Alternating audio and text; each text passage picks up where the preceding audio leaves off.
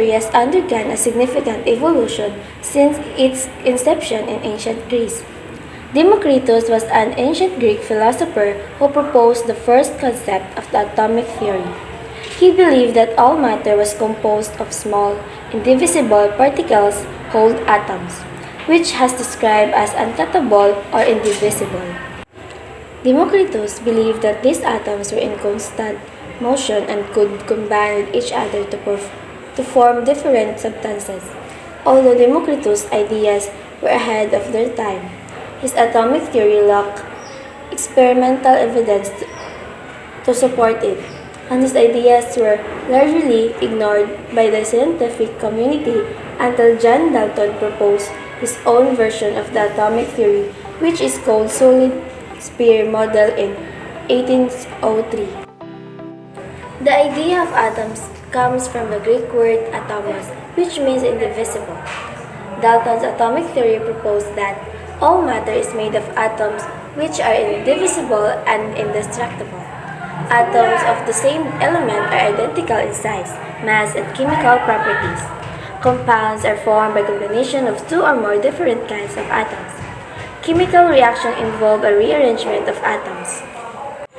And in 1897, J.J. Thomson discovered electrons, which he called corpuscles. Thomson believed that the corpuscles emerged from the atoms of the trace gas inside his cathode ray tubes. He thus concluded the atoms were divisible and that the corpuscles were their building blocks. Thomson suggested a model of the atom, hypothesizing that it was a sphere of positive matter within which electrostatic forces determined the positioning of the corpuscles. Atoms are composed of positively charged material with negatively charged electrons embedded in them.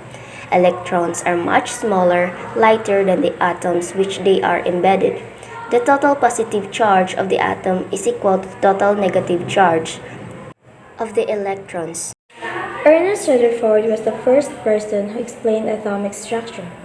Rutherford's theory proposed the existence of a small, dense, positively charged nucleus at the center of the atom.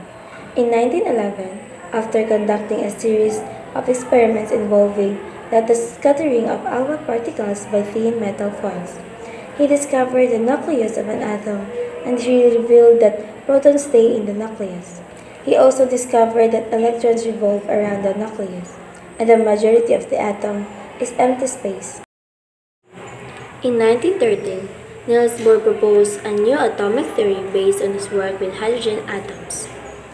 Bohr proposed that electrons orbit the nucleus in distinct energy levels, which he called shells.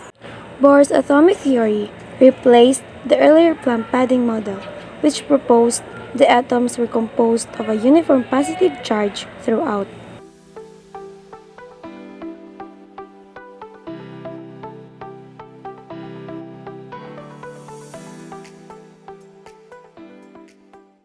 In 1926, Erwin Schrödinger used the wave-particle duality of the electron to develop and solve a complex mathematical equation that accurately described the behavior of the electron in hydrogen atom. Schrödinger stated that electrons do not move in set paths around the nucleus, but in waves. It is possible to know the exact location of the electrons. Instead, we have clouds of probability called orbitals in which we are more likely to find the electron. Shows electrons don't move around the nucleus in orbits, but in clouds where their position is uncertain. Still widely accepted as the most accurate model of the atom.